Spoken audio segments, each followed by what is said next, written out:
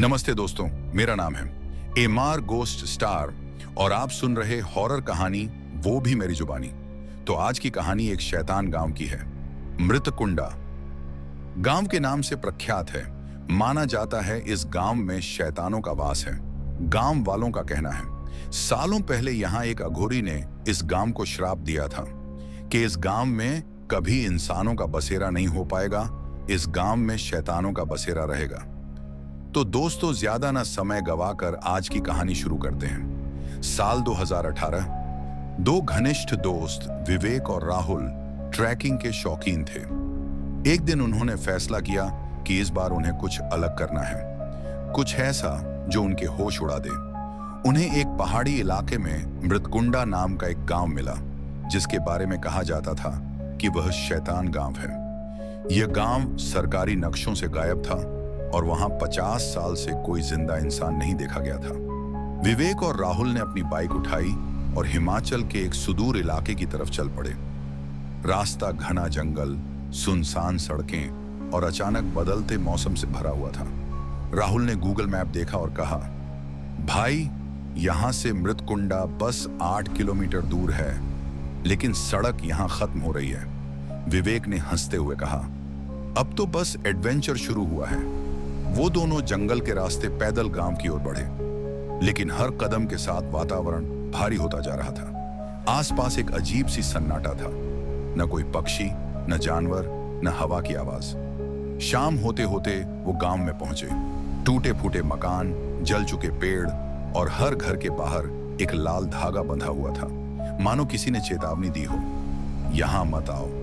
गांव के बीचों बीच एक पुराना कुआं था, जिसका पानी काला और गाढ़ा था। राहुल ने डरते हुए कहा, यह कुआं कुछ गड़बड़ है भाई। विवेक ने हल्के में लिया और कैमरे से फोटो लेने लगा। तभी अंधेरा छा गया और एक झटका सा महसूस हुआ। दोनों ने गांव के एक खंडहर में टेंट लगाया, लेकिन आधी रात को कोई जोर जोर से हंसने लगा। दरवाजे खुद ब खुद खुलने लगे और गांव का कुआं खुद से उबलने लगा। राहुल डर से कांप गया और चिल्लाया, विवेक, हमें यहां से निकलना चाहिए। लेकिन विवेक एकदम शांत था, अजीब तरह से शांत। उसकी आंखें लाल थीं और चेहरा पीला।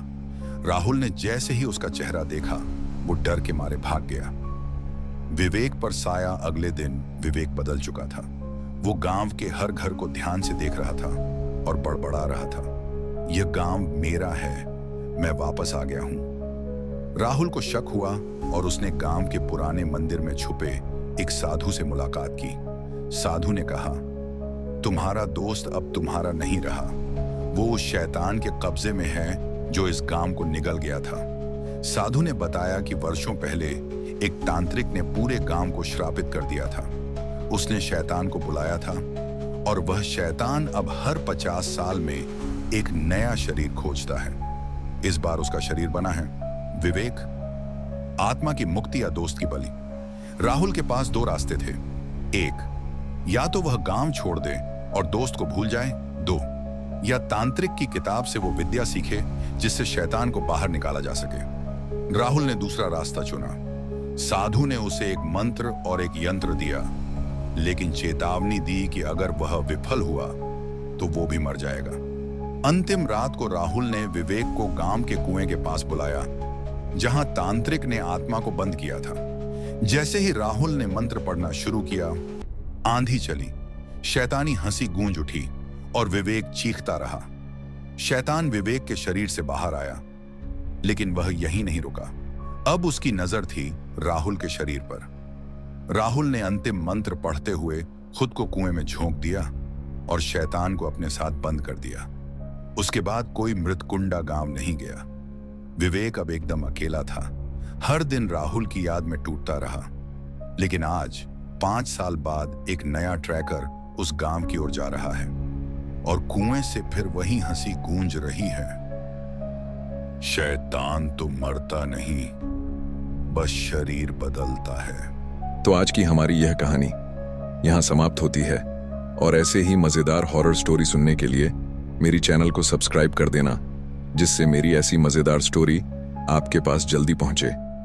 तो मिलते हैं हमारी नेक्स्ट कहानी लेकर। ऐसी मजेदार हॉरर स्टोरी जो आपका दिल दहला देने लिखें काफी है।